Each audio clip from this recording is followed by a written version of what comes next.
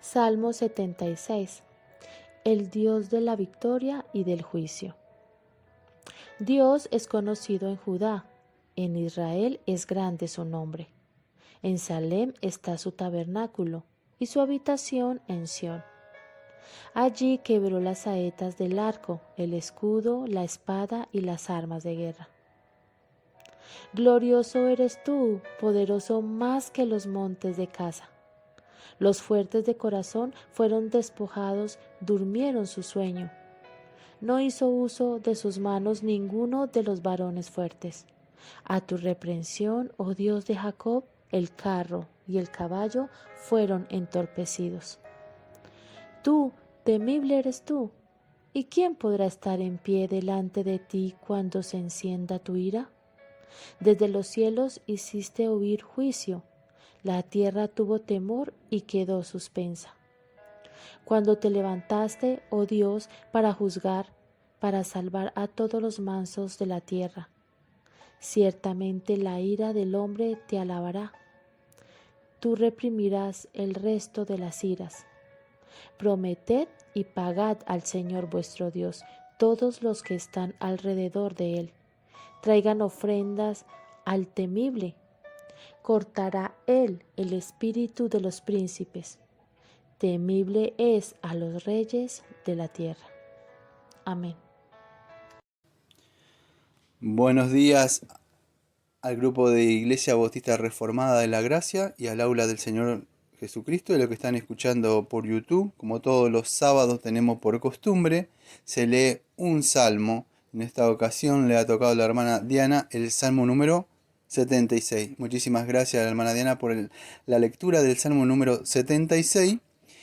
Y así vamos a iniciar entonces este 1 de enero del año 2022, lecturando un salmo, que fue el 76, que leyó la hermana Diana. Y ahora vamos a hacer una breve explicación histórica. Y después vamos a sacar una aplicación para nuestras vidas. Vamos entonces primero con la explicación histórica.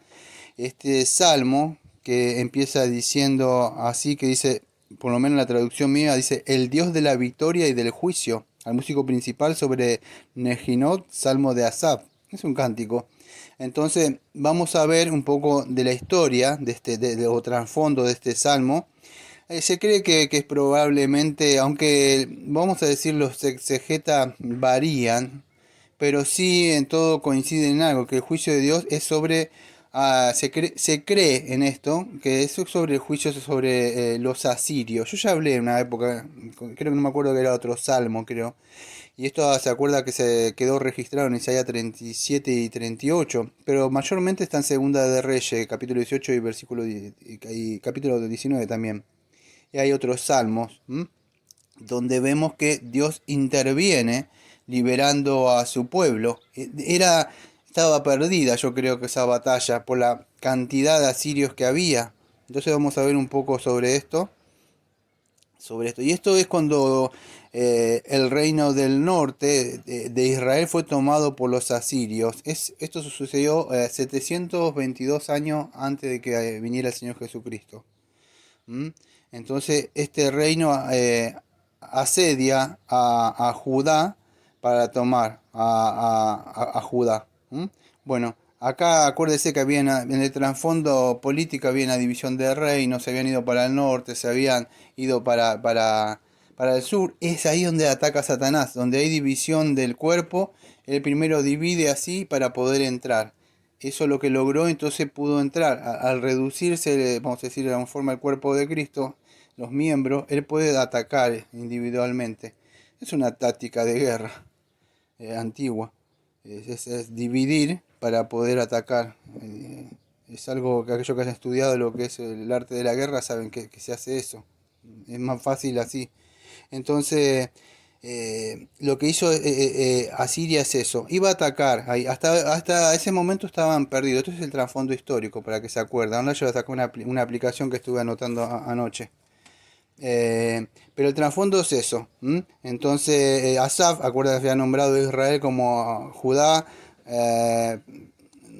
para que estuvieran ahí, no sé, un pueblo, aunque estuviera todo, estaban todos, ¿cómo puedo explicar? Dividido, pero había algo que los unía a ellos, aunque Judá y Israel estaban separados, eran que tenían un mismo Dios y tenían un mismo pacto de ese Dios. Aunque ellos se dividieron, es como las personas, ¿vio? Cuando se pelean, por más que se separen y son cristianos, tienen el mismo Dios y están bajo el mismo pacto, el nuevo pacto que es Cristo. Algo así. Se tuvieron que unificar para vencerlo.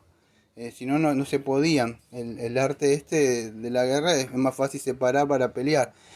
Pero aún así tampoco iban a vencer. Necesitaban el poder del Señor, o sea, para vencer todo esto. Esto es el trasfondo histórico que aparece. Ustedes no sé si se acuerdan ustedes, pero ya ellos estaban todos rodeados. Es como que rodeen la casa acá. Es como subió creo que en el año 70, creo que el gigantito vuelve a hacer esto, solo que cuando él entra se estaban comiendo en las madres a los hijos, algo así. Ni siquiera tuvo que luchar, se mataron entre ellos, el pueblo de Dios. Se comieron directamente y literalmente se comieron. Acá ya lo había asediado todo a ellos e iban a entrar. Pero cuando estaban durmiendo, no sé si se acuerda, creo que ahí es en Segunda de Reyes donde le dije los textos eso. A mí no me da tiempo a ver cómo lecturarlo. Pero es cuando acampa estos asirios alrededor de Jerusalén y ya estaba amenazando por atacar. ¿M? Iban a atacar ahí, pero vamos a decir, providencialmente y divinamente sucede en algo que ustedes conocen. No sé si se acuerdan lo que sucede. Que aparece el ángel del Señor. O sea, ¿se acuerda ahí? ¿Qué hizo? Bueno, él mató, escuche, 185.000 soldados. Solamente un ángel. Algunos creen que fue el Señor Jesucristo. No mató uno, ¿eh? Eh, Veo esas peleas que a veces pelean uno, dos, tres. No estamos hablando de 100 como Sansón que hizo 1000. Aquí mató 185.000. ¿Se imagina? Por eso yo hablaba la otra vez el domingo que se burlan de lo. ¿Se da cuenta de lo que puede hacer un ángel? 185.000. Entonces, ahí es donde quiero que usted entienda. Porque ahora vamos a sacar una aplicación, si me da tiempo que escribí. Pero es así. Y yo voy a hablar sobre esto, sobre el versículo número 9 de Salmo número 76. Dice así, versículo número 10. Ciertamente la ira del hombre te alabará. Y eso es lo que quiero hablar un poquitito, amados, un poco de esto. De este salmo, del Dios de la victoria y del juicio para iniciar este año. Que podemos confiar en el Dios. Y no le habla de un Dios carismático, que ellos que dice que abrió los mares y saltó, le echó fuera a la mar y canta y danza y echó fuera. No voy a hablar de esas cosas que emociones, voy a hablar de verdad de lo que es Él. Es un Dios poderoso, amado, como tengo que hablar mañana. Él estaba, como hizo en Génesis, abrió las aguas, surgió la tierra, que a los científicos tratan de explicar cómo surgió eso. No habla de la esencia directamente, pero Dios hizo eso y a la misma vez después tiró agua, inundó de nuevo y a la misma vez va a traer, que tengo que hablar mañana, va a traer un juicio por fuego. Ese es el Dios verdadero. Debe causar temor. A veces nos causa, amados, temor las cosas que empiezan en este año, las cosas que nos suceden. Ya a mí de entrada este año ya me sorprendió con muchas pruebas y muchas cosas. Y tengo que afianzarme. Este es un salmo creo que excelente para. Era un salmo que cantaron los hugonotes, un salmo que cantaron otros reformadores cuando tenían que ir a combatir, a pelear. Es el Dios de la victoria. Ese es el Dios de verdad que vence al enemigo y se engrandece, ¿sabe qué? Con el mismo odio que le tienen a él. Él utiliza eso en contra.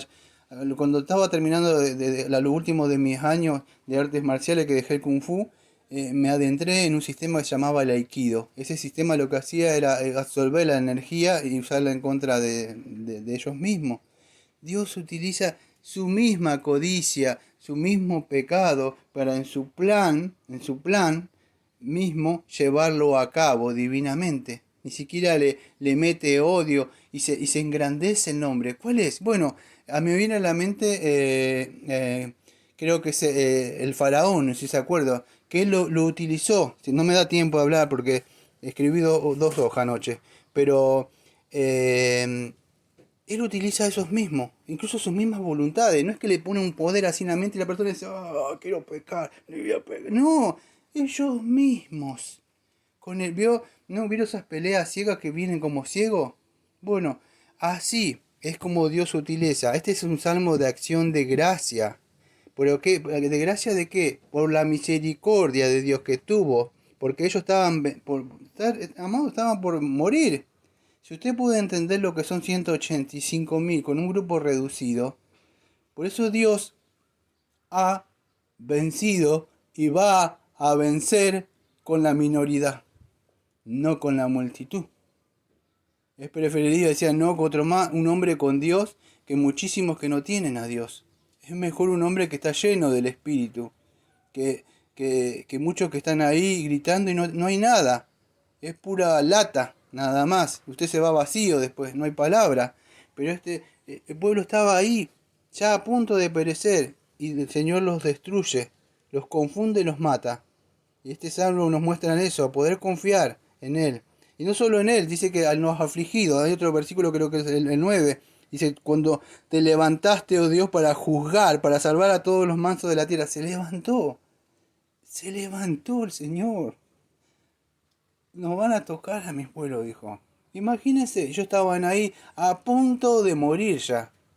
Y en ese momento hasta la prueba, aquellos porque dice, no lo salvó a cualquiera, aquellos mansos, dice que eran de él, que se quedaron confiando hasta el final, iban a morir en el nombre del Señor. Y el Señor se levanta de su trono para defender. ¿Se imagina? Entonces dice así, el texto que quiero hablar con estos minutitos. Ciertamente la ira del hombre te alabará.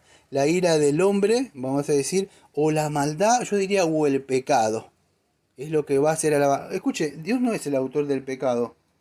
Eso que quede en claro. Pero sí, ya lo hablé una vez, en su providencia y en su decreto y en su el que está gobernando utiliza ese pecado y esa maldad. Ya lo he hablado muchísimas veces esto. Él no es el autor, pero pues es cierto, porque el Salmo dice así, que quiero hablar esta porción. Ciertamente la ira del hombre te alabará. ¿Cómo puede alabar? Porque Dios va a utilizar esa ira, ese enojo mismo para que sea exaltado el nombre de él. Y es así, es por medio de su decreto que Dios utiliza ya la maldad que está en el corazón del hombre, como Judas, vuelvo a decir lo mismo. ¿Y para qué lo usa? Para que sea alabado. Tiene vasos de misericordia, vasos de ira preparados. Entonces, ¿cómo? ¿Debemos hacer males? No, no es así. Pero quiero que entiendan eso. A mí no me da tiempo, si pudiera ir a ver si me da tiempo, porque yo no lo preparé. Pero creo que es en Hechos 2, 23 o 26. Denme un segundo, me acaban. 23 o 26, a ver. Sí, 23, Hechos 2, 23. A este entregado por el determinado consejo y anticipado conocimiento de Dios, prendiste y mataste por mano de Nico crucificándole. Escuche, a este, ¿quién es Cristo? ¿Entregado por quién? Por ellos no. Por el consejo anticipado, antes de que existiera una célula, un átomo, un pensamiento, Dios dijo decreto. Determinado consejo. Vas a ir y vas a ser entregado. ¿Quieres? Sí, yo voy a ir, Padre. Voy a morir. No existía nada. ¿Entiende eso usted? Fue en su decreto. Voy a utilizar su maldad. Voy a crear todas estas cosas. Voy a crear al ser humano a la imagen mía y aún así va a desobedecer. Lo voy a poner a prueba, pacto de obra. La mujer va a ser tentada por la serpiente cuando le habla. El hombre no va a estar ahí, no va a hacer nada. Y él incluso comerá de fruto, caerá, entrará el pecado. Todo ya estaba, pero el hombre es responsable. Cuando pase todo esto quiero hablar de la soberanía de Dios y la responsabilidad del hombre. Cuando pasen todas estas cosas que tengo que solucionar, el trabajo, otra cosa, me voy a adentrar un poco más. Pero el hombre sigue siendo responsable a pesar de que Dios decretó todas estas cosas. Y no quiero hablar del supra ni del infra. Pero esas cosas no sucedieron por azar. Dios las decretó. Entonces Dios utiliza a todas las personas. Dios puede utilizar la maldad de las personas. Esas mismas personas, amado, tengo tantas cosas para hablar. Una de las cosas podríamos decir, Pablo, ¿se acuerda? Pablo era malo, golpeaba a los cristianos, los agarraba, lo hacía que blasfemaran, y Dios lo utilizó a este hombre que blasfemaba, decía cosas parecidas. Soy el primero de los pecadores, no me acuerdo si en Tito 1, no, perdón, Timoteo 1:15, por ahí está. Y después le andaba predicando, este perseguidor pasó a ser un perseguido, amado. utilizó la ira de Pablo ahora para que sea un instrumento. Yo soy otro de esos que inconscientemente blasfemaba y era totalmente cuando fui joven y después también. Y Dios tuvo que transformar, tuvo que tirarme también del caballo de mi orgullo. Y Dios hace eso. Por eso quería hablar en el día de hoy que Dios utiliza esa ira. Por eso que dice ciertamente la ira del hombre te alabará. Esa ira, ese enojo, disculpe, se me cerró el salmo.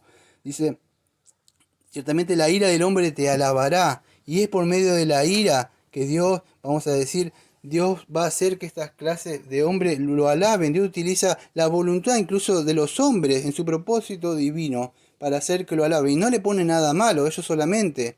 Ahora es Él el que venció a los enemigos. Es Jesucristo. ¿De dónde viene la salvación? De los judíos. De Cristo vino ahí. Por eso que, escuche, la ira de los hombres, o sea, la ira del hombre contra Dios, contra el pueblo de Dios, va a hacer que elogie el nombre de Dios. En su propósito divino, Él encamina, vamos a decir, así puedo entender esto si lo digo de esta forma.